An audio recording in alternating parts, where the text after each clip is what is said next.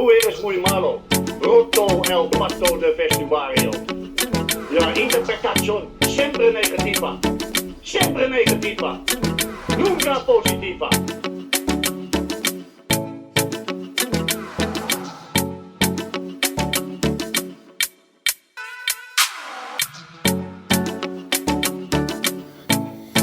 Hello, welcome to Siempre Positivo on the eve of Barcelona's Champions League semi-final second leg against Inter Milan. The weekend over without a scratch, just as Barcelona came from behind to beat Real Valladolid 2-1 after making 9 changes with Inter in mind. I'm Sam Marsden, joined by Rik Sharma and Tony Juan Martí. Rik, ¿qué tal? Muy bien, estoy muy bien. ¿Qué tal tú? Good, yeah. Tony, all good? Yes, all good. Good morning. Yes, everything's fine. Yeah, very quick intros, not much going on. No weather updates, no... No, well, it was Don't supposed to rain today, yeah, in Barcelona, but... I think it still might. There's still time. Yeah. Don't give up. Just like Barcelona didn't give up in the second half of their... There's your segue. Look at that seg. Straight on to the Valladolid game then. It wasn't a straightforward night for Barca, but all considered, I think it can be considered a success. Hansi Flick made 9 changes to the team, which drew 3-3 with Inter last week. Just left back Gerard Martin and Pedri keeping their places in the team. There was a first start in 7 months for Marc-Andre ter Stegen in goal, and Barca fell behind early on. Ivan Sanchez with a horrible deflected effort beating ter Stegen to give already relegated Valladolid the lead. Valladolid probably on track to be one of the worst ever top flight teams in Spain, certainly in recent history that I can remember. The points totals they've got with the goals they've conceded, but Barca with those changes laboured a little bit in the first half. They still had a lot of chances, a lot of shots, but it took the introduction of Rafinha at half time to change the game. He scored the equaliser and Fermin Lopez scored the winner. That was probably the downside for Hansi Flick. He had to bring on Lamine Yamal early in the first half as well, because Dani Rodriguez, the 19-year-old winger making his debut, went off with a dislocated shoulder. He had to bring on Rafinha at half-time. Frankie de Jong also came on at half-time, although Flick said that had always been pre-planned to give him the second 45 and Pedri the first 45. But I think Flick would probably have preferred to not have to bring on Lamine Yamal just before half-time, Rafinha at half-time, and to bring on the big guns to win the game. But they did win the game, 2-1, Real Madrid winning, well, not 24 hours later, but the next day, 3-2 at home to Celta Vigo, surviving a late comeback. They were 3-0 up. They held on to win 3-2. So it's still 4 points between Barca and Madrid at the top of La Liga. The Clásico to come on Sunday, but before then, Inter. And before then, we'll talk a little bit about Valladolid. Rik, any standouts for you from the players that came in, from ter Stegen, from Barca getting the job done? Well, I mean, just slightly before that, on a global level, the man of the match was Gerard Martin of this match. Who's man of the match? Is this a glimpse into your ratings? Have you given Gerard Martin 10 out of 10? No. Well, I guess by his standards he had a good game. But no, according to the official La Liga broadcast, which Movistar showed, and I guess people saw in England or America or wherever they're watching as well, Gerard Martin MVP. Yeah. And I think it's widely accepted in that everyone, all the newspapers were saying it as well. Like they agreed that's the official MVP. But I mean, I don't mean to mean this in an insulting way, but it does sum up this sort of game. It was a very, very forgettable game, apart from perhaps for ter Stegen's return. I think in terms of moving on to what you actually asked me, in terms of that, I think ter Stegen's return was very interesting. He made 2 good saves in this game and wasn't at all to blame for the goal. It was a freak deflection that looped over his head. Some people criticised him for the goal. I know people criticise someone for everything on social media. Some people are addicted to criticising him. They're just addicted to criticising ter Stegen. And I am happy to criticise ter Stegen when he deserves it. And I will do. But in this instance, it just, it took a deflection and there was nothing you could do about it, really. It looked a bit weird. I don't think so. There's something that he can do. For sure, there's something what he can do. We are not talking about... to the call. Is Tech on the call? We are not talking about that he should have saved the goal.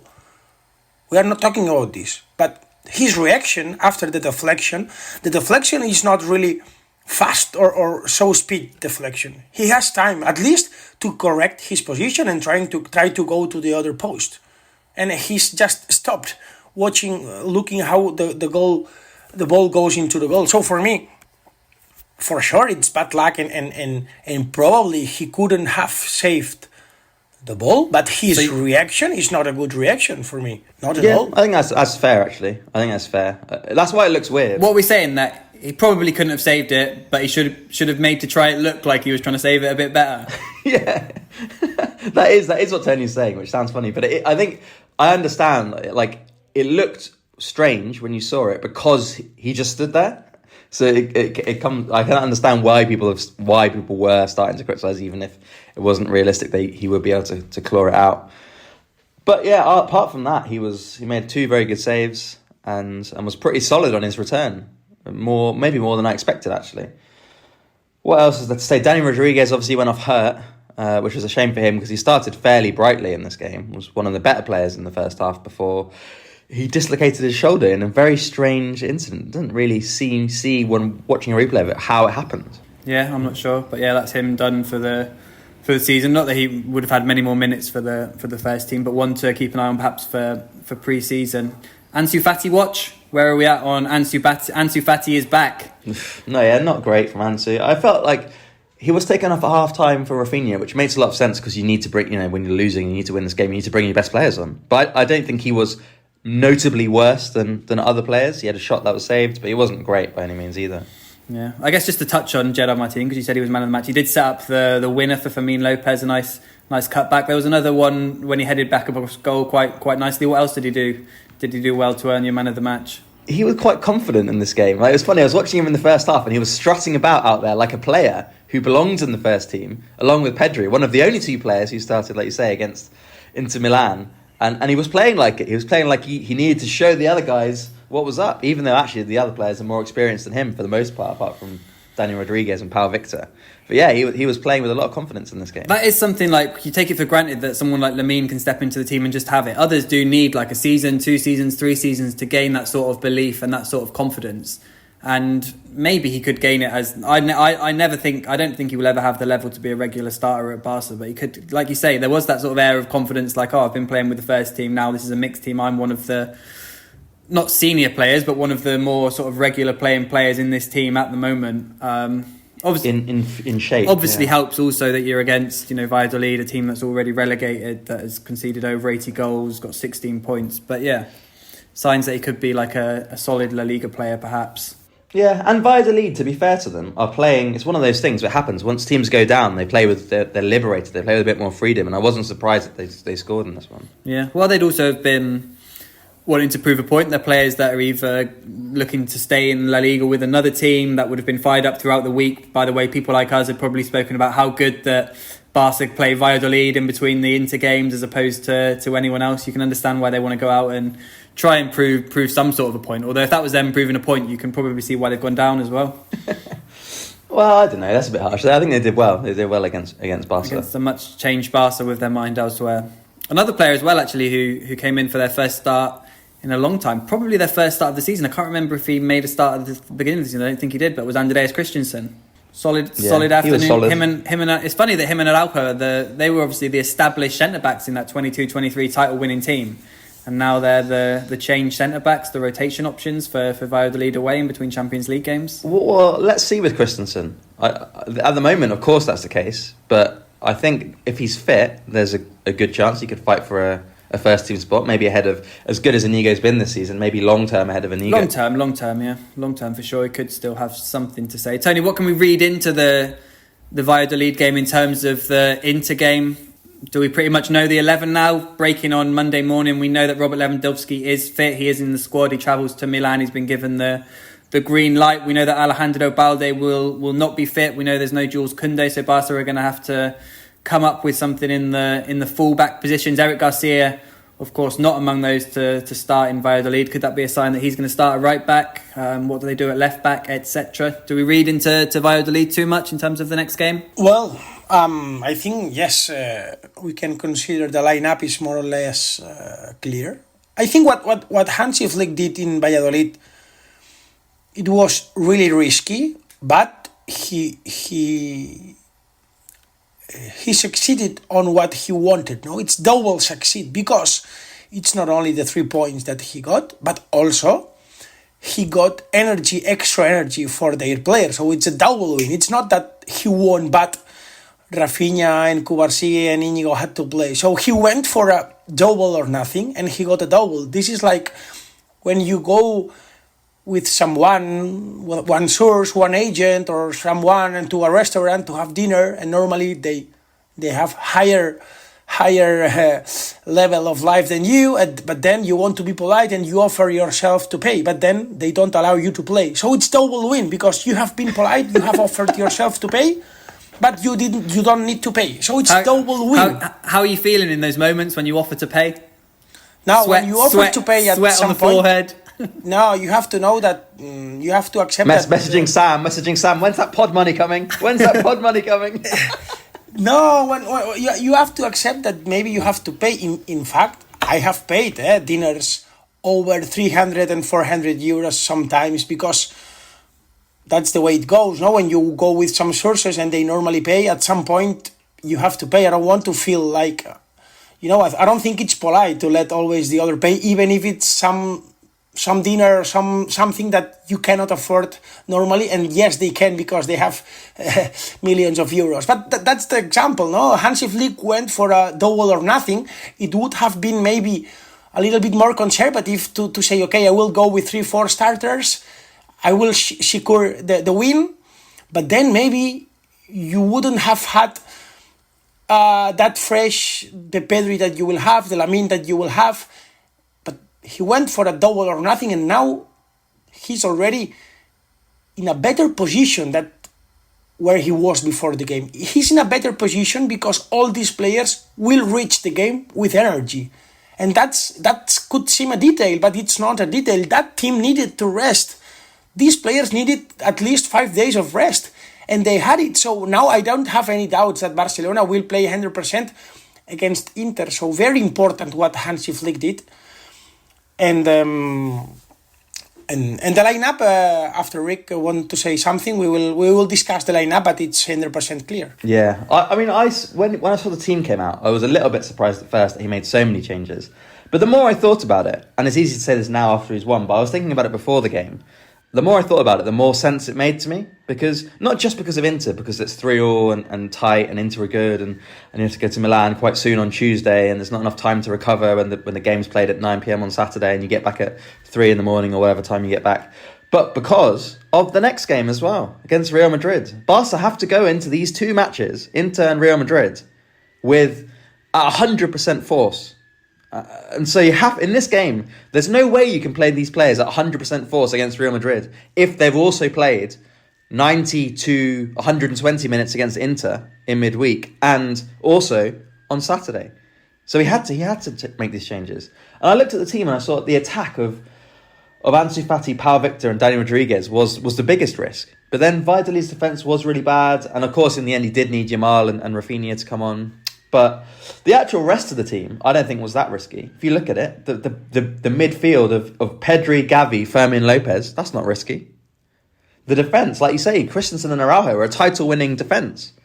Gerard Martin is the left-back at the moment, so he's not actually been rotated. And then Hector Fort in Facunde, obviously, that's what you have to do there. And then Ter Stegen, Chesney, not really a huge risk, but obviously he's on his way back, Ter Stegen. Yeah, I agree. Like you say, it's easy to say now that they've won, but it was absolutely the right decision. I thought that before the game. I didn't think he would make the whole changes in attack, the 3 changes. I thought maybe Varane might start, depending on what the state of play was with Lewandowski. But absolutely right to do what he did. Easy to say when they've won. Would I have changed my discourse if they lost? I don't know. But at the time, I thought right decision. The one I still don't get and keep going back to is, it's irrelevant now, but that Osasuna one so early in the Champions League campaign. I never understood why he went with sort of Sergio Dominguez and Gerard Martin and all that back four there. And again, I thought at the time, obviously, they're ones that didn't pan out. He lost that one and won this one. But yeah, the other thing is it's just hard, isn't it, for those 3 to come in and be like, come in and beat Valladolid when you've not played together before in a competitive game, when you've had very few minutes this season, all of you collectively, etc. It was a shame for Pablo Torre as well to get a little knock and not be available, because he would probably have started otherwise, wouldn't he? And he's not travelling to Milan either, so slight shame for him, because he deserved a start, didn't he, based on his performances this season. Just before we come on to Inter then. Let's hear the ratings from Rik. Yeah, I'll give Ter Stegen 8 out of 10 for those 2 saves. Especially, I mean... Incredible. No, let's go. Incredible. 8 out of 10. And I still remember Mark Yu got a 7 for scoring against Athletic Bilbao. My God. Tech's on the call somewhere. He is on the call. He's hiding in Tony's room somewhere. I can't see him, but I can hear his laughter. Incredible. Weren't Ter Stegen's 2 saves that good? The first one was very good. Second one, it was. I mean, I think he should save it from Latassa, but it comes at a point where I didn't understand, to be honest, actually, why Barca were still doing what they were doing. They were giving a lot of space. I know it's a strategy in general for Barca, but a lot of space to Valladolid. Raul Moro is fast, and he gave Araujo a tough time. But Araujo did very well, I think. He made a brilliant interception in the last few minutes of the game. I think it was in stoppage time, actually. Made a brilliant interception in his box. That Barca were risking throwing away 2 points in this game, even towards the end. And one of those moments was Latassa getting in on the right and Ter Stegen making a good save at the near post. Hector Fort, 6.5. Araujo, I'm going to give him a 7.5. Christensen, 7. Gerard Martin, 7.5. Pedri, 6.5. Gavi, 6. Daniel Rodriguez, 7. Obviously, they need to come off. Fermin Lopez, 8 with his goal. Ansu Fati, 6. Pau Victor, 6. And then Yamal, 7. Rafinha, 8 off the bench. Dani Olmo, 6. Frankie, 6. And Eric, I don't think Eric gets a rating. So Rafinha and Fermin Lopez were your man of the match, not Gerard Martin. Yeah, not Gerard Martin. But I was just reporting what the La Liga said was who the man of the match was. Yeah. Come on then, Tony. I'm surprised you said the team is such a given. I guess the questions are left back, which could by extension then become centre back as well. No questions. And striker. Nada. Go on then. Can we have the official team news, Jose Mourinho style pre-game press conference? Okay. We'll play with Wojtek Szczesny. We go with Eric Garcia in right back. Joga Inigo, joga Cubarsí. And now seriously, I think it's clear with Eric. It's not the one I would do, but I think it's going to happen 99%. Eric, Cubarsí, Inigo, Gerard Martin, Pedri, Frenkie, Olmo, Lamine, Ferran, and Rafinha. Lewandowski only for the bench, yeah. And I can tell you easily the changes if there doesn't happen something strange. Barca will be suffering a little bit at the beginning of the second time with the spaces. Gerard Martin will be off. Araujo will enter for Inigo, and Inigo will play left back. Then Olmo will be off for Fermin, and if Barca needs a goal, Lewandowski will come. After this, final moments, Gavi to fight and all these things. But I think 95% is going to be like this, even if, in my opinion, I wouldn't go with Eric and I wouldn't go with Olmo. Yeah, who would you go with at right back? I would go with Araujo in the right back, 100% sure, because in terms of being fast, he's much faster. Why didn't you vote Araujo on the poll on Instagram then? What? Why didn't you vote for Araujo on the poll on Instagram? You put other. ¿Cómo que polo? What do you mean? I didn't understand. On the question on Instagram, it said Araujo, who should play right back? And you said other. No, I saw it. It's because it was I misclicked there. It was a mistake. Yes. No hype, no expectations. It was a mistake. I would definitely go with Araujo also because of matter of centimeters in corner kicks and set all pieces, these things. Yeah. So for me, no way I would go with him, and no way I would go with Gerard Martin. In fact, I would rather go with Araujo or Inigo with Inigo in the left back instead of. But then you would have. But then who would you play right back? Garcia. Yeah, exactly. What I want to tell you is that I would rather play Eric as a right back and then Araujo in the center, Inigo in the left back than Gerard Martin. It's another potential mistake of Hansi Flick. And I say it now because I don't want to say things after. If Gerard Martin does a great game, top. But for me, so dangerous playing with that guy without experience, with a lot of pressure, because at the end it will be matter of details. I wouldn't play at all Gerard Martin on this game, not at all. But okay, Hansi Flick is the one who knows. Well, I agree with Tony, and I actually think Hansi Flick might think the same. Let's see, because he took off Gerard Martin at half time in the first game against Inter Milan, and he played Gerard Martin 90 minutes against Real Valladolid. I think there's a chance Gerard Martin doesn't start. But the chance then, which is the chance Araujo to enter, and why Araujo played 90 minutes then against Valladolid? Yeah, can be. What you say, it can be possible what you say, but I don't know. Or Eric. No, Eric will start for sure, I think. Yeah.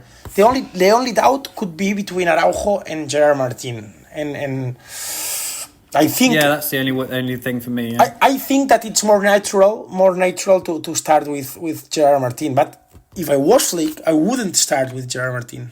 But also there is a part of strategy, because if there is extra time, bringing Araujo the last 30 minutes plus the 30 minutes of the extra time, that would give you a lot. So as well. It's also that when the game is broken, putting there the weapon of Araujo, who is really fast, can bring you an extra. So that's what I think is going to happen. Yeah, how do you see the game? 45 minutes of Gerard Martin. How do you see it going, Rick? Do you think Barca can improve on set plays? Do you think they can score enough goals in San Siro to get the tie won? Yes, to both. I think they can do both. I think they've probably been working on set plays after the first leg for much of the week, and not on playing against Real Valladolid. And also, I think they.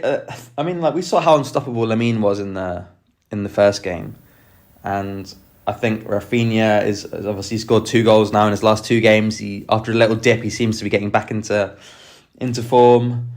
Ferran will be fresh, and I think he'll be because he didn't even play a single minute against Valladolid, which definitely implies that he'll be starting, and obviously Lewandowski only if you need him. I think Barca can do this. I think it's not going to be easy, same as we saw in the first leg. But then again, in the first leg, for the majority of the game, Barca were better. But Inter had these set pieces. So let's see if they can do better on set pieces. I think Barca will do it. Yeah. Tony, how fit is Lewandowski? Well, for sure, officially they won't tell you that he's 100%, but I'm convinced that he's not 100%. But the fact is that he doesn't need to be 100%. No, with the way he plays. He doesn't sprint, almost never. He doesn't need to sprint. He's not really sharp pressing, and he's in the box, So for me, it worth it to take the risk, because for the profile of play that he is, he doesn't need to run a lot. So I think it makes sense if you need 20, 30 minutes to have him for a corner kick or whatever. Because at the end, if you are losing and you need a goal, it's not big risk if you play him and he gets injured. Because, yes, okay, he will be out for El Clásico, but you have margin. But if you are already out of Champions, no game on Champions that he will miss. So, 100% sense, he wants to help. He won't be 100%, but I think that it plays also a psychological role, because if there are 20 minutes left and you go with him to put crosses into the box, then he will be at least with 2 centre backs, with Acerbi and Bisek or whoever it is that he will be with him, and then it will create some more spaces with Ferran or for others around the box. So yes, for sure he will be in the bench, not starter.